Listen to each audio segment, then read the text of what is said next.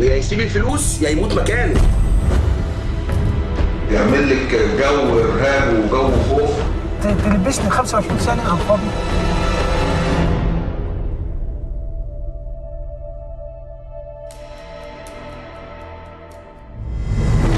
مساء الخير. كم حد جاله على موبايله رسالة بتقول الحقني، ابن عمي لقى مسخيط في الأرض ومش عارفين نعمل فيها إيه؟ كم حد سمع عن حد اتنصب عليه في موضوع الآثار؟ الحلقة دي هنعملها على النصابين اللي بيضحكوا على الطماعين. الحلقة دي إحنا هننصب على النصابين.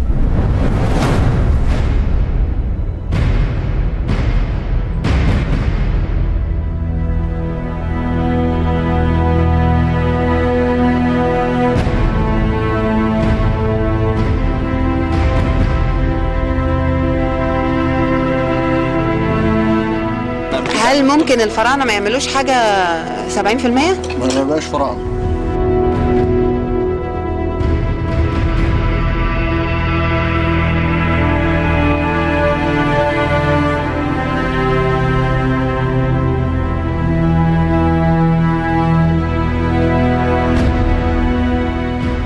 للأسف ناس كتير جدا اتنصب عليها، لكن احنا النهاردة معانا حالة مسؤول أمني اتنصب عليه. نصب عليه بتليفون. الو، اخبارك ايه؟ انت كويس؟ انت نسمع عنك ان انت راجل عظيم وراجل كويس وكلام من ده. الحاجه اللي عندنا اللي طلعناها وعملناها وجبناها مفيش حد ياخدها غيرك انت. فضلوا ورا الراجل لغايه ما ودوه بلده لا داعي لذكر اسمها. خد الفلوس كلها بالكامل وراح للناس دي. ادوا مش عارف، جابها لي كده بتاع معدن كده اصفر كده زي القرش بتاع زمان، ماشي. طبعا كلام فارغ وحاجات غريبه جدا جدا جدا. ويا يسيب الفلوس يا يموت مكانه.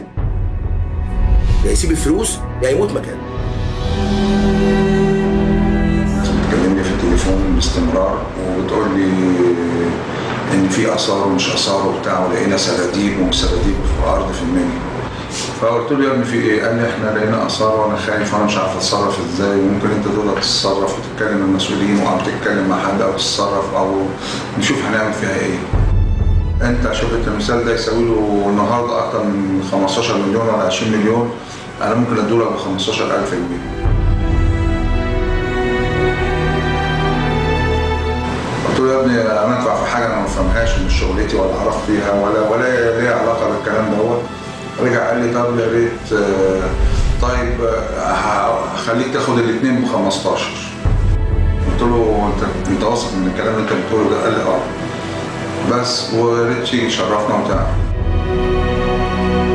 خدوني كده في حته غريبه كده في صحراويه، وبعد كده احنا داخلين عشان يفرجونا التماثيل. فوجئنا ان واحد بموتوسيكل واقف بعيد كده. قال ده الشرطه والامن والدنيا وبتاع. اجري يا جدع لف بيحاولوا يكهربوكي يرعبوكي عشان تبقى انت في حاله رعب. الانسان لما بيكون في حاله رعب او في خوف ما بيقدرش يفكر تفكير سليم، بيلغي تفكيره وبالتالي بيبقى متوتر. وخصوصا دي جريمه قويه، يعني مش جريمه سهله. خصوصا لما يكون واحد كبير في مركزي او في مركزك او في مركز الناس اللي مركز راجل محترم، يعني بعد ما عدى سن مش معقول هيتبهدل ويخش بقى بمدايات وبتاع فيكهربك، وبعد كده يجري يجيبك، وبعد كده يجي بتاع عالي بتاع خش هنا في الزون ايه دي بتاع يروح مطلع لك تمثال من كيس قماش وبتاع، ويبتدي يديكي سسبنس ويعمل لك جو ارهاب وجو خوف، بحيث ان انت تبقي مستسلمه منقاده ولاغيه عقلك وتفكيرك خالص عن هذا الموضوع. القطع المقلده اللي بتتباع دي ما بيبقاش فيها حفر وتنقيب، تمام؟ ودي معظمها بتحصل في اماكن معينه في بلاد معينه. زي ايه؟ يعني زي مثلا في الوادي الجديد موجوده.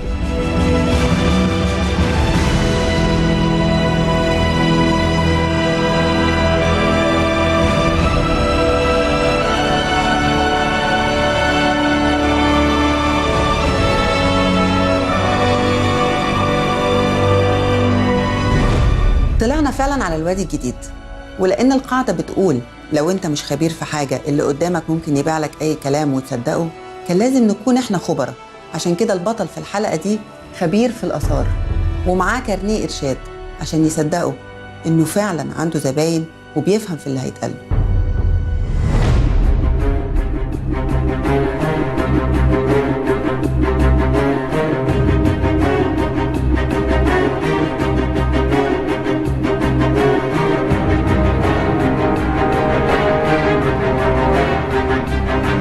العاطف بيظبطها حاجة شبه كده؟ مش عارف بس مقبره يعني مقبره مفتوحه. انا مقبره مفتوحه وجاهزه. وده ايه ده؟ يعني هم عاطف بيقفل حته زي كده وبينزلها من اول وجديد؟ من اول وجديد. لا لسه زي كده وبيبقى له سلالم كده يعني. لكن ما فيهاش نقوش وبتاع. في اماكن فيها نقوش واللي فيها عاطف ده على فكره فيها نقوش. لا انتوا انزلوا معانا بس. ماشي. شمال ما بقول لك شمال؟ يا راجل شمال مين؟ يا عم خلاص قول اتفضل. كلام مش لاقي بالراحه اتفضل. انا عايز اقول لك على حاجه يا عم حازم. طب صدق وتعمل بايه؟ صدق وتعمل بايه؟ احنا لا ناخذ ولا ندي من بعض. ان كل الحاجه اللي انت شفتها دي يا عم انت مش ليك الزبون بس سوا. انا عايز اريحك انت كلامك ده بتثني على نبيه صح؟ كلامك ده بتثني على نبيه. يا ريتك قدامي انت في ايه بس؟ انا سكت في كل حاجه. طلع بتاع اوريك اللي فيه. هات طلع له اهي ما نطلع يا عم. طب نطلع بقى في الهواء؟ نطلع يا عم الواحد معاه. ينفع اوريك في النور؟ ما ينفعش معانا شغل المقبره ويطلعوا لنا حاجات من الارض. قلنا لهم دي شمال وما كلناهاش، فطلعوا بينا لمستوى اعلى من النصب اللي هو شغل الابره، اللي هو تقليد اقرب ما يكون للحقيقه. بس لو عايزين تعرفوا الفرق بين التقليد والحقيقي في الاثار، دي قطع اتمسكت من شرطه الاثار، دي قطع حقيقيه جابوا لنا زيها بالظبط، لكن الخبير بتاعنا عارف يطلع الفرق بين الاصلي والتقليد.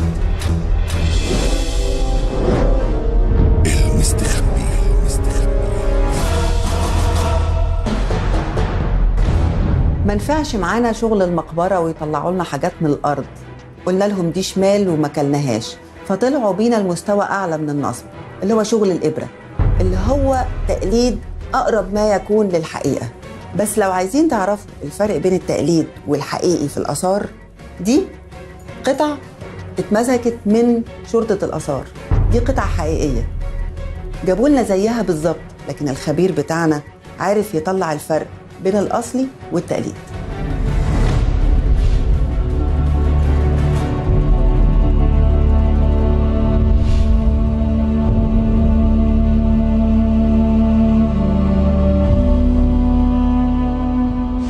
شمال يا عم كل دول شمال.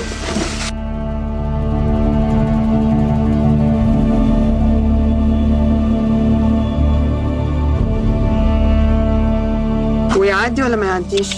ما يعديش.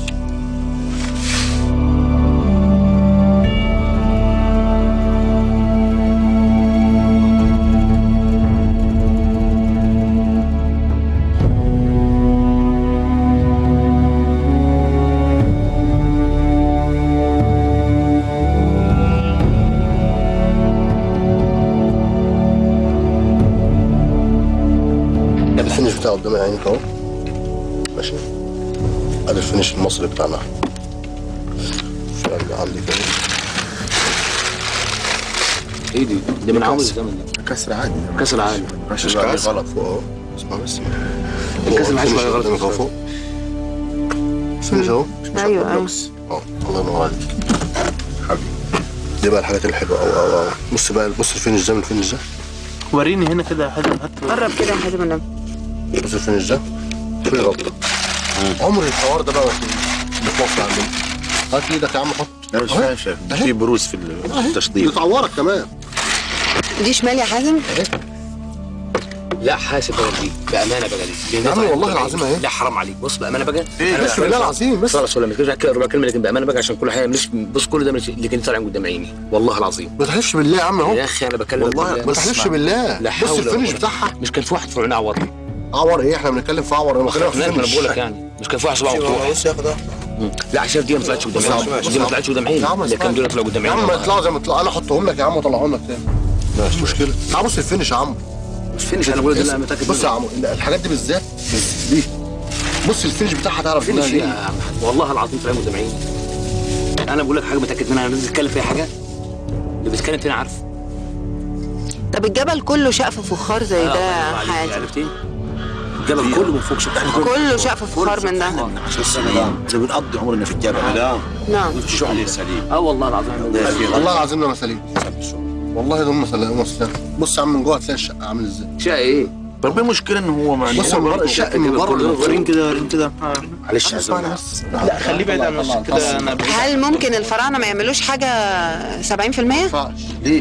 ما يبقاش فراعنه. في بعض قرى في المنيا موجودة، في قرى في الشرقية، في عندنا احنا قرية هنا في يعني هو نجا من نجوع قرية الضبعية، برضو في مجال أعمال نصب وبيبيعوا حاجات مقلدة على إنها حاجات أثرية. بعد تجربة الوادي الجديد اللي طلعت منها أنا والخبير بعد ما نصبنا على النصابين، قررنا نروح المنيا ونجرب أعلى مستوى من مستويات النصب وننصب على النصابين هناك احنا قررنا نسيب نفسنا ونمثل إن احنا فريسة ونشوف هما هيلقطونا إمتى وإزاي.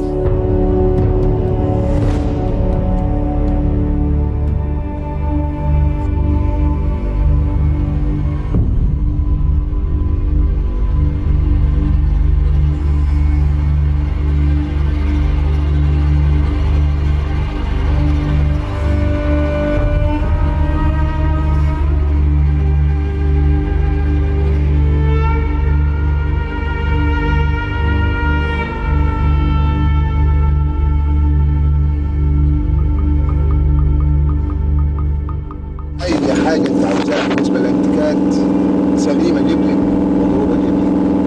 يعني انا عندي تمثال 65 سم خرافه. التابوت بتاعه ابو الونايس بكل حاجه. اصلي احنا دليل ندور على زئبق دلوقتي. الزئبق ده بمليون اخضر. زئبق احمر؟ ايوه ده موجود عندي انا، وانا دلوقتي يعني ايه متوعد مواحد عاوز 250,000 مبادئ باخدها دي. الزئبق 250,000 انا هبيعه بمليون اخضر. مليون اخضر. زئبق؟ هو انت عندك؟ انت عمرك شفت زئبق جوه موجود؟ لا عمري ما شفته. ولا بس نعرف ايه انه زئبق احمر؟ ما يمكن دم غزال. لا دم غزال ليه؟ في حاجه اسمها ليمونه ومنديل. ايوه وتجيب الخبير بتاعك. عندنا دم غزال لو عاوز. عندنا المضروب وعندنا الزئبق.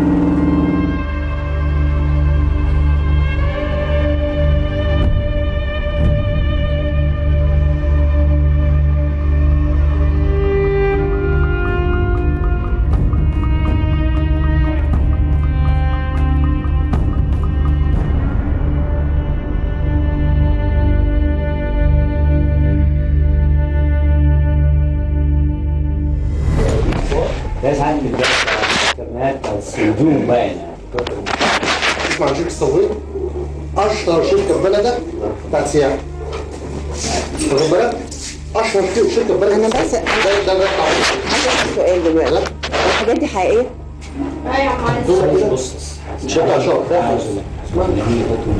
الجعران ده الحقيقي؟ مفيش بقى مفيش مساقيط ولا كلام من ده. ايه؟ الحاجات دي كده كل الحاجات دي وسطى لا اساس حاجه. شايف الحاجات دي؟ دي اللي بتقلب كده بس عض شفت مصاصين يعني حازم ده ايه؟ ده شمال. شمال. شمال. لا في بيوت كتيرة تلاقي فيها آثار كده؟ أيوة وفي بيوت كتيرة فيها آثار بس الناس خفت تشتغل فيها. المنطقة العالية دي بقى يا باشا دي كلها معابد أثرية اللي هناك دي.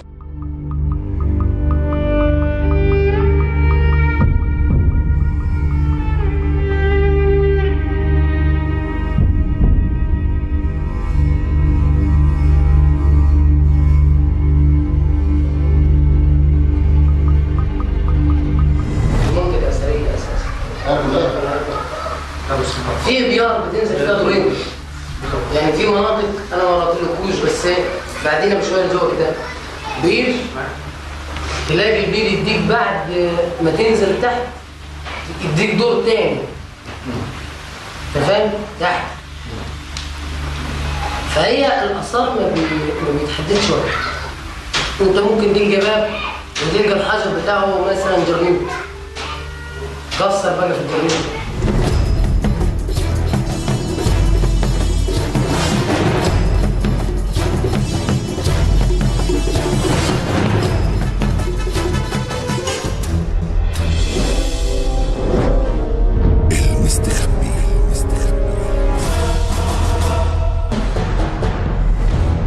انت طلعت غلطات فيها ايه؟ غلطه في الدماغ. طب وشاور لي عليها يا حاج. ساعات بس هفتح التراب ده عشان يبان ان هو طالع من الايه؟ هفتح ان التراب ما يفتحش ان هو يبان ان هو طالع من الارض. يعني لا هي كانت مكتوبه في الارض اصلا. على فكره حسن انت اي حد من الخليج بتاعه شاف المنظر ده كده عادي يا باشا، ما دي خبطه. بعد لف ودوران كتير وتحوير وتماثيل كلها مضروبة وشمال، ما لقوش فينا أي أمل غير آخر مستوى من النصب يجربوا معانا في فيلم الرعب الحقوا الحقوا في ضرب نار.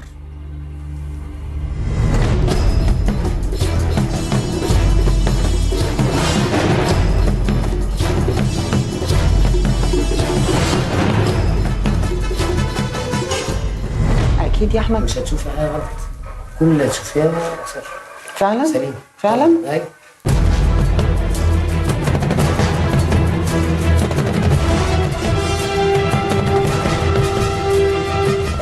المقبرة دي ما تبقاش تبعكم، تبقى راضيين الغفر بس.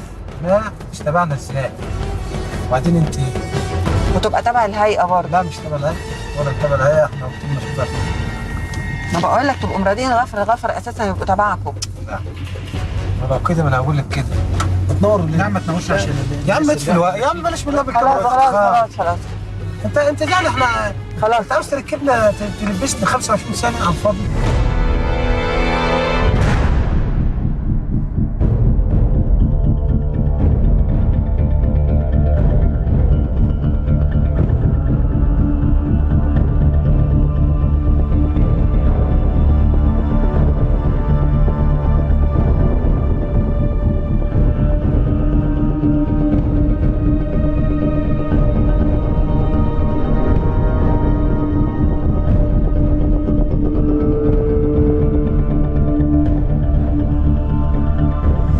صور البيت ده صور البيت ده فعلا جميل قوي. ايوه صور البيت ده. تعال تروح تروح هناك. اعرف احنا في على مركز الصور. يا عم هيضرب فينا بالنار هناك. يتضرب فيه بالنار على ايه؟ هيضرب فينا بالنار. طيب بالراحه بالراحه. ثواني يا عم هيضرب فينا بالنار والله. هات اشاره بيها. ماشي يلا. يا عم في الحمامه دي. طب يلا ايه؟ ها يعني ايه؟ دي كلها احنا رجال، انا خايف عليك انت بس. ايه اللي هيتعمل فيا؟ رن عليهم خليهم يجي ياخدهم بالعربيه. الحاجات دي احنا برضو بنكافحها احيانا. يعني في احيانا كتيره بيتجيلنا معلومه ان في فلان عارض حاجات مقلده على انها اثريه، بنستهدفه برضو وبنعمل له قضيه نصب. الأجهزة الأمنية لما رصدت الموضوع ده لقت إن كل الرسائل اللي بتيجي على الموبايلات كلها من نصابين ومفيش عندهم آثار حقيقية. بالرغم من كده هتفضل سبوبة النصب بالآثار موجودة طول ما في طماعين. أنا منى عراقي وأشوفكم الحلقة.